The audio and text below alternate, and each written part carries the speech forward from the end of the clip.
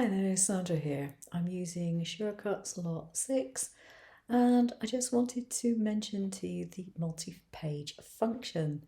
In some software you only have one working page. In Shortcuts Lot you can make as many pages as you can fit in, and basically it makes life a lot easier.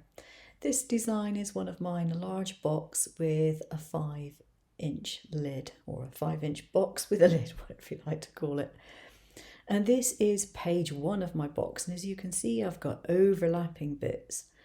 Now that may be fine if it's large pieces like this. If things are a lot busier with smaller bits and pieces overlapping all over the place, it can sometimes be difficult to work out what is supposed to be where. But with this, for example, I can take this and I can go to cut.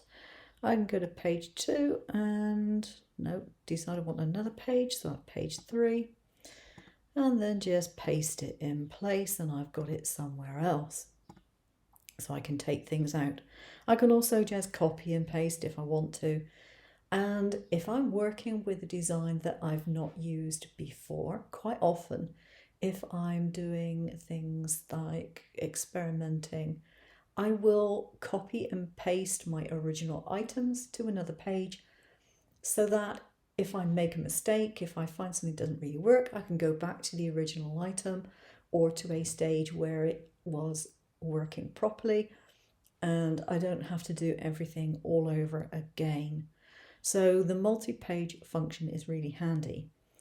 Now, if you double click on the page, you get the name, which you can obviously alter, put in whatever you like, and you can make it a different color if you want to, just so that it has a different reference color.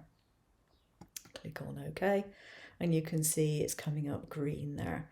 So I've now got another green page, so I think perhaps I want to change that one, and I'll change that to a salmon pink instead.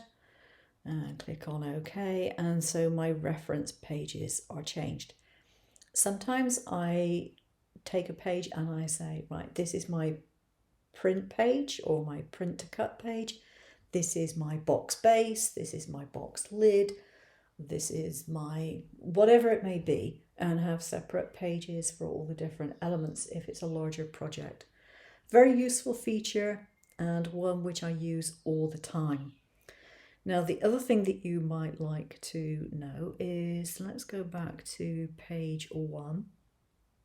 In the layers tab, we have all the layers that are there.